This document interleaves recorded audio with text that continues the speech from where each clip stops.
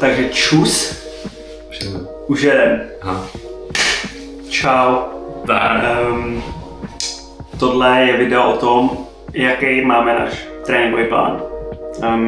Je to náš plán. Custom made. Jo, je to na první půl Ironman, takže uvidíme, jak to dopadne. Nicméně máme 3 bloky. Jo, 18 týdnů. Jo, takže blok po 6 týdnech. A nějak, jako aby jsme to uvedli do začátku, tak ten první je na budování vytrvalosti. Potom máme druhý na trošku přidání rychlosti a třetí je na dopilování přípravy na závodu, jak by se to tak dalo říct, asi. Už prostě trošku to nastavit, teď už mám všechny ty tréninky zaměřený na to, jak bude ten závod vypadat nejblíž asi. Takže tak.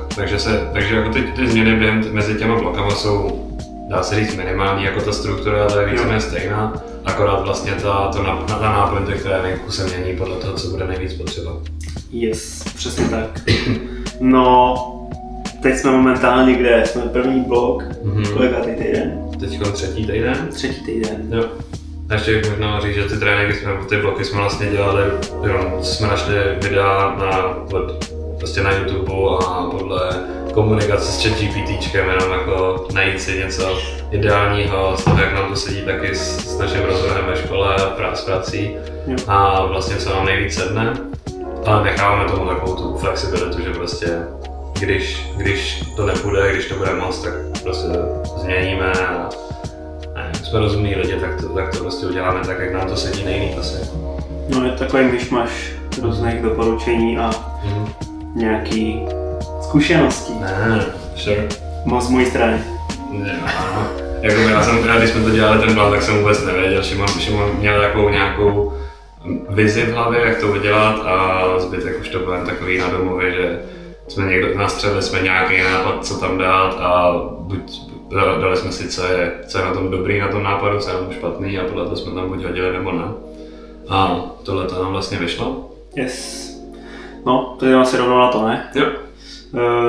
Takže máme tam co? Máme tam plavání 2krát týdně, potom tam máme nějaký 2 gymy, nebo 3.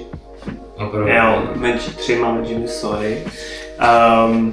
Potom, co tam máme? Bike.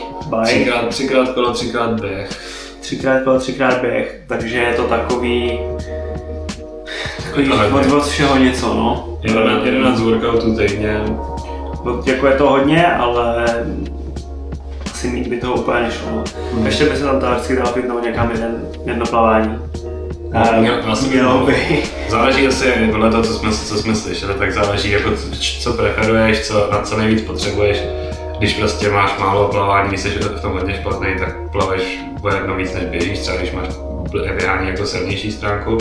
My teda bychom to asi možná měli udělat, protože to plavání jako není to nic moc, ale to se nezvládne. Možná třeba kdybychom dělali jako ne na půl Ironmana, ale na plnýho, tak by tam toho plavání bylo třeba asi víc.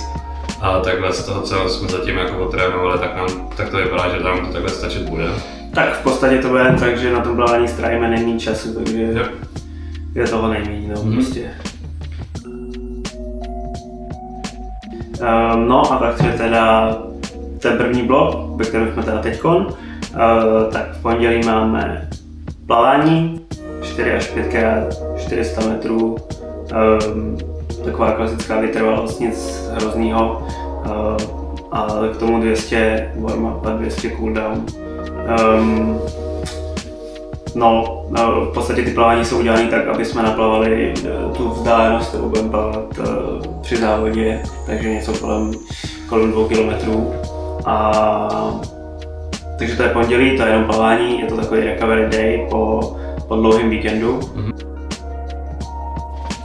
V úterý máme vlastně kolo, máme tam tak 60 až 90 minut v zóně 2 a když tam máme na vysvětlení trošku toho plánu, když tam je jakže 60 až 90, tak ten nápad tam je, že prostě v prvním týdnu prvního bloku začneme na okolo těch 60 a na konci toho celého bloku bychom měli být těch 90, že prostě abys to jako furt nějak progresoval trošku.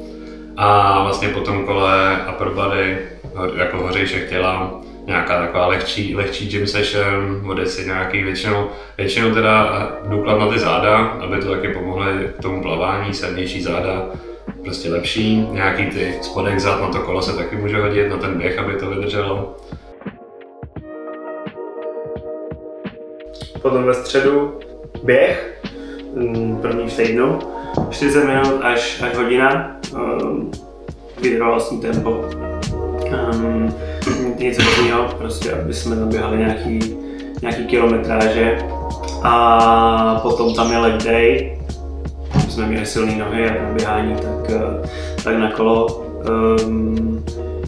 K těm jako pod gymu nemáme úplně daný nějaký workout, který bychom followovali, to si každý tak nějak děláme podle sebe.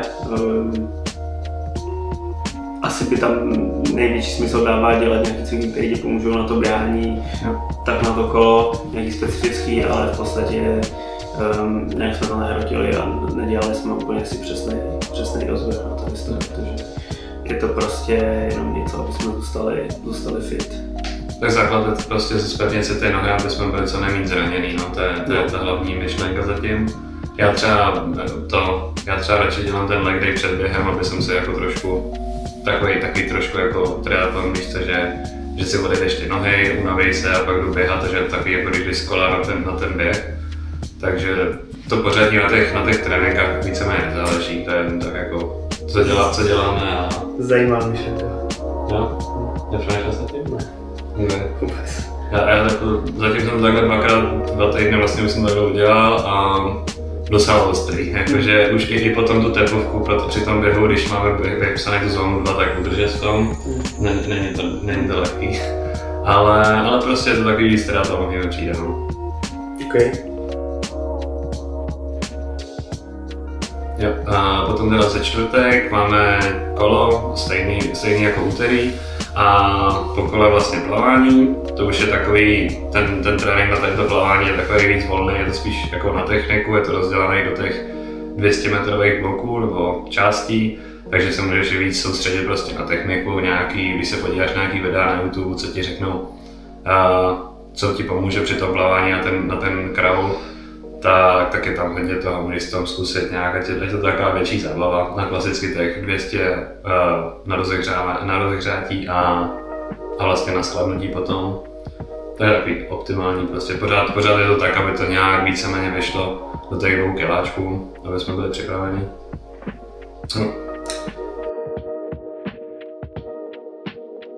Potom v pátek, taky takovej trošku, no dalo by se říct reznej, je to jenom jedna fáze, je to běh, taky 40 až 50 minut, actually tam máme, vytrvalostní tempo, taky aby jsme naběhali nějaký kilometry a aby jsme si trošku odpočali před tím víkendem, tak je to jenom jedna fáze a právě jsme dostali těch 40 až 60 na 40 až 50, aby jsme si víc trošku odpočali, nebo aby si nohy prostě odpočali trochu víc před tím víkendem, který je brutální. No.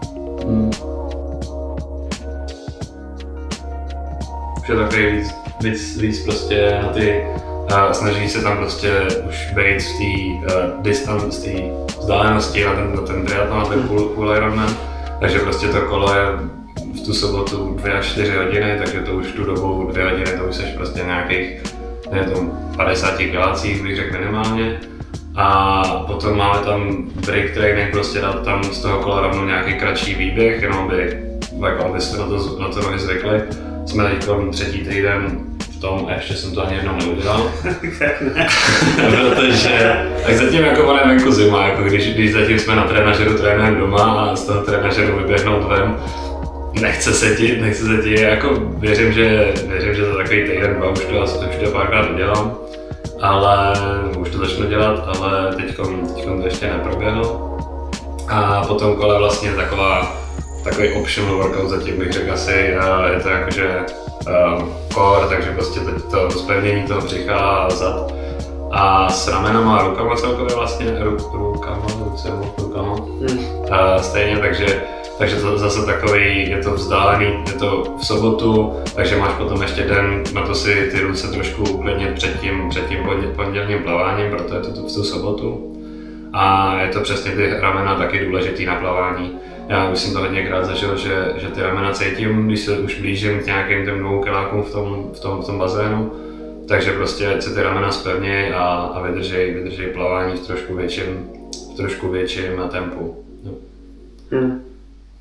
Tu říkáš core až ty ramena jako optional trénink, ale možná ten core je asi jedna z nejdůležitějších věcí, možná nejdůležitější, než actually posilovat ty nohy, ale je to takový, že potom to spíš to aprobat, že bych jako... No to určitě ne, ale jakože, to je 100% jako nejméně důležitý, no. Ale no, možná, že ten core je jako úplně nejvíc důležitý, no. Takže možná bychom se mohli zaměřit trošku víc na to, se ti to pak přenese do toho běhání, do toho kola, jako vlastně i do toho plavání, jako, to už je fakt ve všemu, reálně. No, takže to byla sobota a potom neděli to zakončujeme dlouhým během 90 až 120 minut vytrvalostní tempo. Myslím si, že jsou to nějaké minuty, které plánujeme strávit i při tom závodě běháním. Myslím, že se chceme pohybovat někde od těch 90 minut do 120. Zaběhám ten půlmaraton v tom čase. No. Jo, přesně tak. No a v podstatě jenom je prostě vidět, že ten víkend je mnohem delší než ostatní dny a to je jednoduché vysvětlení pro to, že to jsou jediný dny, který máme jak čtyři volný, takže to chce využít naplno, což minimálně v tom plánu je a snažíme se to tady dělat. No. A plus ještě proč je ten bike sobotu a běh v neděli, aby to trošku simulovalo i ten závod, že nejdřív se jede, takže v sobotu ještě do té neděle se ti to přenese trochu, je člověk unavený, takže v neděli potom aspoň už trošku vybíháš jako do toho běhu s unavenýma nohama a vlastně si tak trošku natrénuješ běhat ten půlmaraton už trošku vysílený, což je přesně to, co potřebuješ na ten závod. Jinak tam máme, že vlastně většina těch bloků je o nějaký domluvě, máme tam naplánovaný, myslím, že v každém tom bloku, že tam nastane nějaká změna, ale většinou to vlastně na tom, jak se domluvíme. Třeba tady v tom bloku 1 máme, že podle toho, jak se budeme cítit, tak možná uděláme změnu na 4., 5. týden, že bychom tam už začali dávat nějaký trochu intervaly, které právě přicházejí v tom druhém bloku, takže bychom se na to mohli trošku začít zvykat, ale což takovou domluvu budeme dělat asi někdy v následujících dnech a prostě uvidíme, jak se oba budeme sedět, můžeme mít ty různý ty tréninky, že jeden bude dělat intervaly, druhý ne, je to prostě na nás. Ale ten základ prostě je pro nás oba stejný. Jo, přesně tak. No a máme teda 6 týdnů a poslední týden je takový, že to trošku snížíme všechny ty tréninky nebo intenzitu a i tu dílku těch tréninků jako snížíme trochu, aby jsme si maličko odpočali, než zase půjdeme do toho dalšího bloku.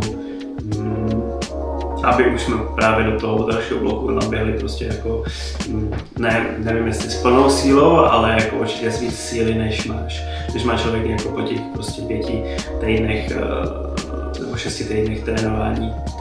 No to byl teda blok 1, ten je od 3.2. do 16.3. Teď je 23.2. a my jsme kde? My jsme ve třetím bloku, ale třetího týdne se. No, takže jsme teď v půlce toho. Co si o tom zatím myslíš? Ale já zatím jako první týden, jak můžete vidět v našich jiných videích, první týden jsme byli nemocný, takže vlastně trénujeme teď 2 týdny v kuse a teď skončil druhý týden v kuse. Tenhle týden jsem splnil všechno, kromě včerejšího toho právě core a shoulders a jinak jsem všechny tréninky dal a bylo to jako už docela jako těším se, až se dneska vyspím, Takže uvidíme, ale jako řekl bych, že to je prostě, že si tělo zvykne, jako není to úplně nic hrozný, zatím se školou, s prací to stíhám všechno, vychází to dobře a jako když se dobře, jako když spíš dostatečně, což byste vlastně měli, takhle víš co, když trénuješ hodně, tak základ je ten spánek, je to tam dělá tam hodně, i to jídlo, to co jíš, prostě dává to hodně. A jako řekl bych, že takhle vychází super zatím, teda aspoň pro mě. Nevím, jak to bude vycházet poslední týdny? Já mám trošku jiný zážitky. Taky jsem byl nemocnej, to bylo co první týden. Druhý týden jsem byl taky jako ještě trošku nemocnej, ale už jsem se tak jako trošku snažil něco dělat, ale to jsem měl co třeba 4 aktivity podle mě, takže vlastně se to ani moc nepočítá reálně. Plus na konci druhého týdne jsem se ještě stěhoval, takže to jsem vůbec nic nestihl, protože jsem ještě neměl ani trenažér setupnutý. Plus mě do toho bylo lejtko, takže jsem nemohl běhat dlouhý dny. No vlastně vůbec se nemohl běhat v podstatě. Super začátek. No a tenhle týden už jsem se do toho jakž tak jako popřel, ale tím, že jsem ještě jako nebyl přímo dostihovaný a ještě jsem řešil spoustu věcí tady, tak třeba jako já jsem vůbec nedostal posilování nebo tady těm věcem. Plavat jsem byl taky jenom jednou, vynechal jsem plavání ve čtvrtek, takže zatím vlastně vůbec nedokážu říct, jestli to je hodně nebo málo. Uvidíme ten týden, co jako bude takový čtvrtý, to bude takový, že asi už bych mohl stíhat všechno. Nechci to tak křiknout, ale myslím si, že jo. Takže uvidíme, no. Pak budu schopný říct, ale myslím si, že je to doable. Já jako jediný teda, co jsem zapomněl říct, je ten trénink nohou tu středu, tak jsem poslední 2 týdny, oba 2 týdny přepálil. Takže od té doby víceméně ten trénink ve středu a ještě včera nebo dneska i ráno jsem trošku to necítil, takže do příštího týdne bych rozhodně zkusil jako buď je vyřadit úplně, nebo jet trošku s rozumem a ne prostě já klasicky do selhání všechno co jde. Takže to je třeba změnit trošku tam, ale... Yes. No taky možná jsme mohli zmínit, že jsme měli diskuzi, že když mi Večera říkal o tom, tak říkal, že přemýšlí, že to přesune na jiný den. A když se na to člověk podívá, tak to moc není úplně na nějaký jiný den to přesunout, kromě v podstatě pondělí se dá říct. Ale potom víkendu po 90 a 120 minutách jako ten potom jít plavat plus ještě posilovat nohy a potom den potom jet na kole zase už, tak to je prostě crazy a dospěli jsme k závěru, že dává smysl jako nepřepálit tolik to posilování, prostě udržet si tam nebo trošku možná na posilování nějakou sílu, ale prostě mít to kontrolovaně, protože když to pak brání prostě těm dalším tréninkům, které jsou, dalo by se říct, víc důležitý, když se člověk podívá čistě jako, co ti to přináší. Jasně, tomu sportu, na který se snažíš jako natrénovat. Tak prostě chce to kontrolovat. No. Tohle bylo naše video o našem tréninkovém plánu. Byl to zatím jenom blok 1, ve kterém momentálně jsme. A ještě máme blok 2 a blok 3, ale ty budeme prezentovat až později, až budeme mít taky tréninky v nich, až s nimi mít nějakou zkušenost a potom dokážeme jí říct. A třeba přijdou nějaké změny. Který prostě v tom prvním bloku nebo v druhém bloku najdeme, že tady něco nehraje, něco tady nesedí, tak to ještě doladíme. Ale všechno to je prostě na nás, jak se cítíme. Přesně tak. Takže that's it a zdar. Yes.